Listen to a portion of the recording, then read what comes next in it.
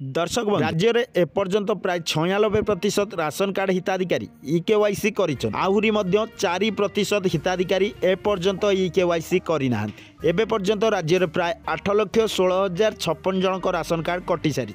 से प्राय 6,95,530 जन मृत व्यक्ति राशन कार्ड कटि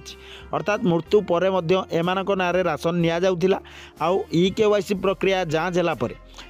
राशन कार्ड कटि सारी सेहीपरि सरकारी चाकरी करथिबा प्राय 75,030 जन राशन कार्ड कटि अर्थात एमाने सरकारी चाकरी करी मध्य राशन कार्ड रे लाभ नेउथिले देन इनकम टैक्स देउथिबा प्राय 45,496 जन राशन कार्ड कटि अर्थात यही तीनोटी मानदंड में एपर्यंत प्राय 8,16,056 जन राशन कार्ड कटि सारी आगकू राज्य में बड़का थिबा 4% इकेवाईसी न कले एमानकर मध्य कटिबो राशन कार्ड एने जोगाण मंत्री देइछंती बड़ सूचना।